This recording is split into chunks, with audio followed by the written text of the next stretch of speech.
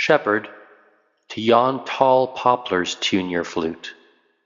Let them pierce keenly, subtly shrill, the slow blue rumour of the hill. Let the grass cry with an anguish of evening gold, and the great sky be mute. Then hearken how the poplar trees unfold their buds, yet close and gummed and blind, in airy leafage of the mind, rustling in silvery whispers the twin-hued scales that fade not nor grow old.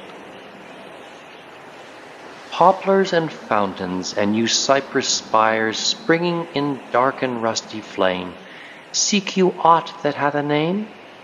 Or say, are you all an upward agony of undefined desires? Say, are you happy in the golden march of sunlight all across the day? Or do you watch the uncertain way that leads the withering moon on cloudy stairs over the heaven's wide arch? Is it towards sorrow or towards joy you lift the sharpness of your trembling spears? Or do you seek through the grey tears that blur the sky, in the heart of the triumphing blue, a deeper, calmer rift? So, I've tuned my music to the trees, and there are voices dim below their shrillness, voices swelling slow in the blue murmur of hills, and a golden cry, and then vast silences.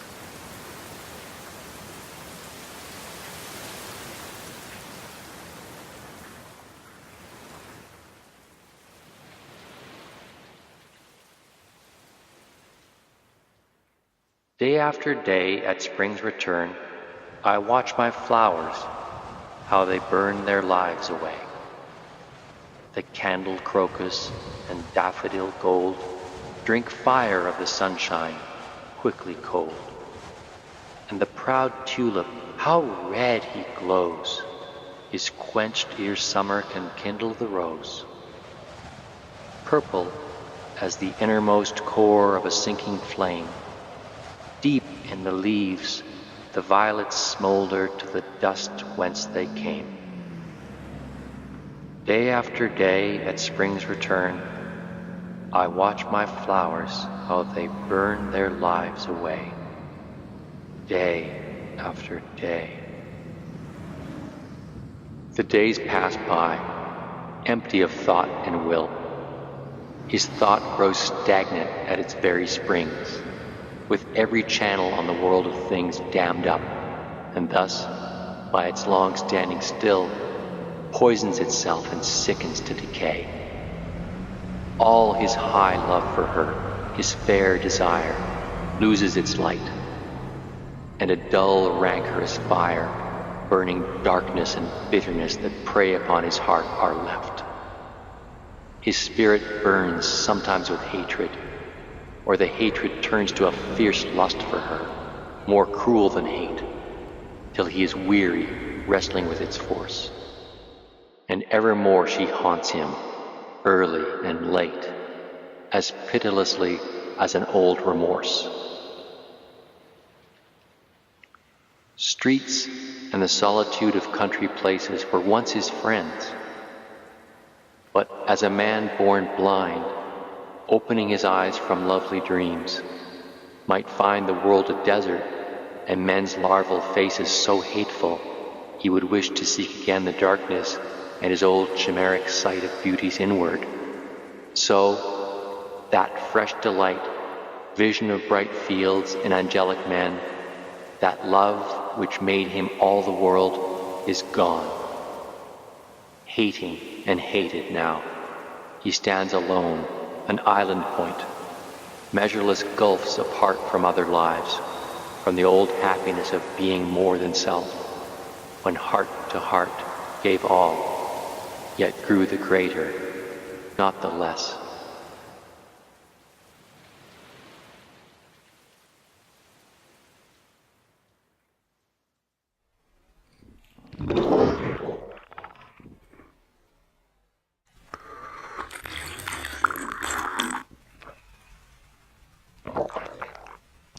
Perched mountain high they sit, and silently watch the motes dance and look at the dark sky, and mark how heartbreakingly far away, and yet how close and clear the distance seems, while all at hand is cloud, brightness of dreams, unrealizable, yet seen so clear, so only just beyond the dark.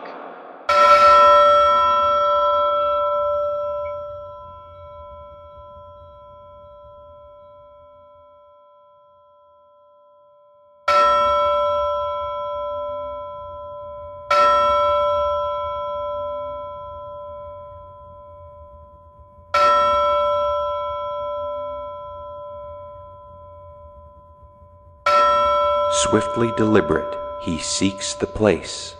A small wind stirs, the copse is bright in the sun. Like quicksilver, the shine and shadow run across the leaves. A bramble whips his face, the tears spring fast, and through the rainbow mist he sees a world that wavers like the flame of a blown candle.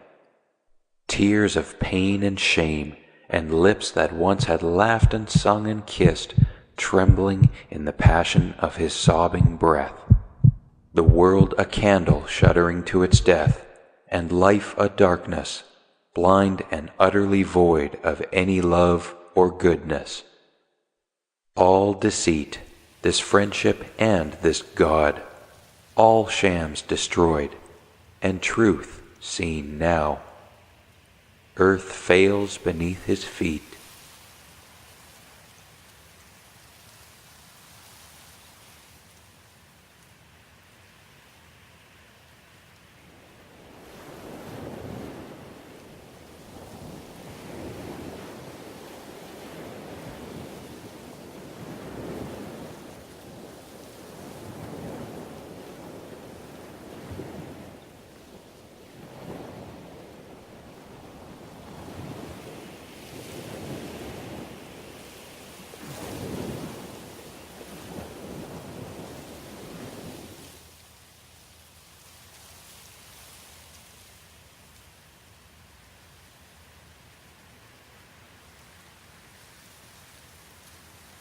Here I recognize those ancient gardens mirrored by the eyes of poets that hate the world of common folks, like you and me, and that thin, pious crowd which yonder sings its hymns so humbly proud of holiness.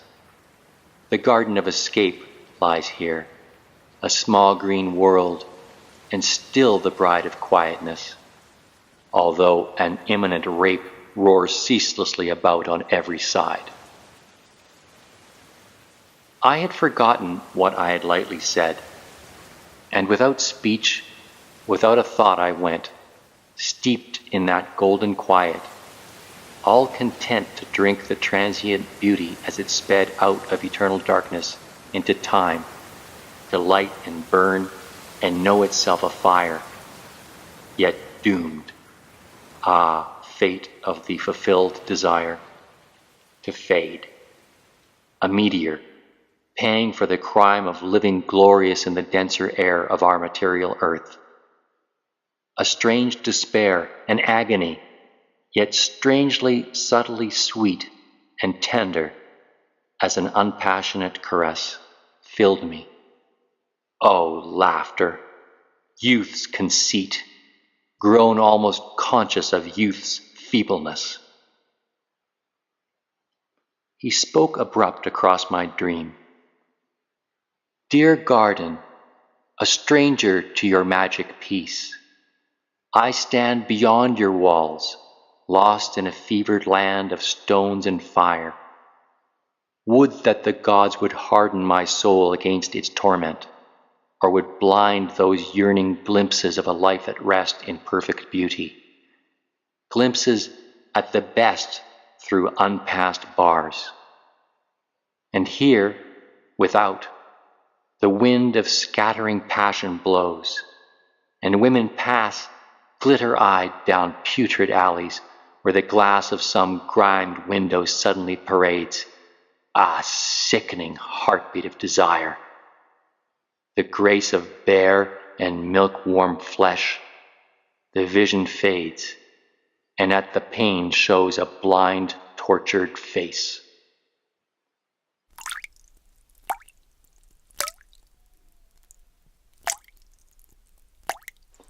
For formless still, without identity, not one she seemed, not clear, but many and dim. One face among the legions of the street, indifferent mystery. She was for him something still uncreated, incomplete.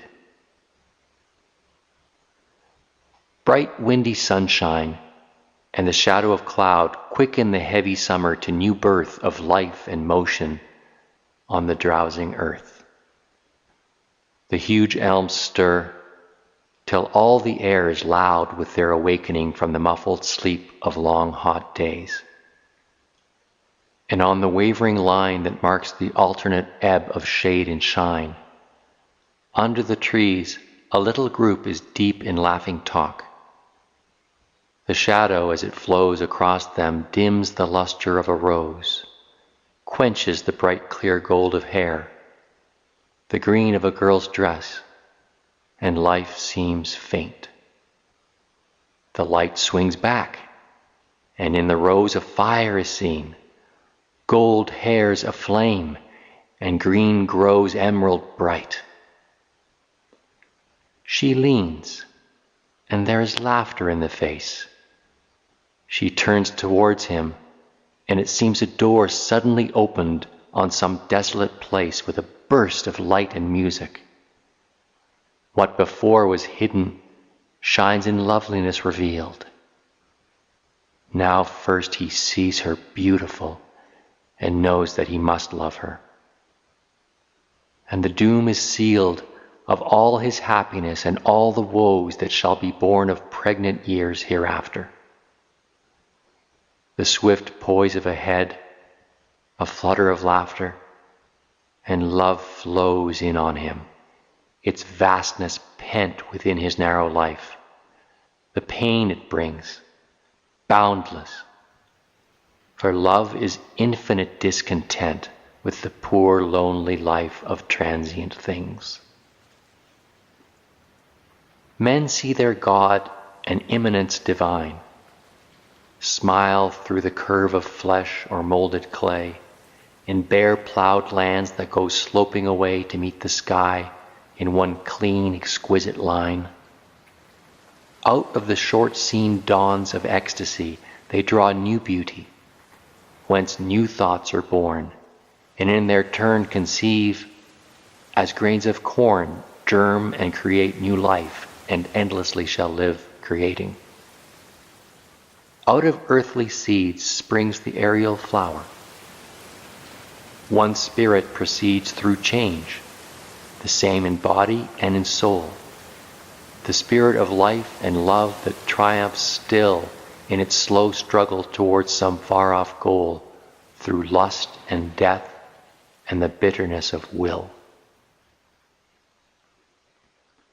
One spirit it is that stirs the fathomless deep of human minds, that shakes the elms in storm, that sings in passionate music, or on warm still evenings bosoms forth the tufted sleep of thistle seeds that wait a traveling wind.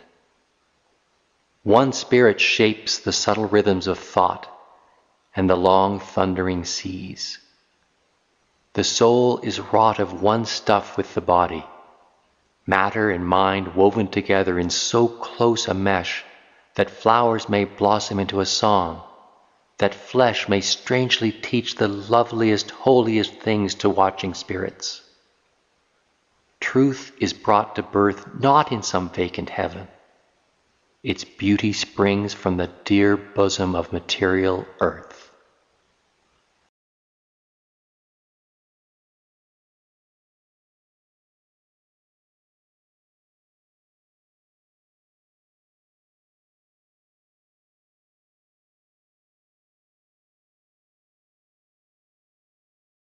As though to ward away mysterious powers that imminently lie in wait, with the strong exorcising grace of everyday's futility. Desire becomes upon us sudden a crystal fire, defined and hard. If he could kiss her face, could kiss her hair, as if by chance her hand brushes on his. Ah, can she understand? Or is she pedestaled above the touch of his desire? He wonders, dare he seek from her that little, that infinitely much? And suddenly she kissed him on the cheek.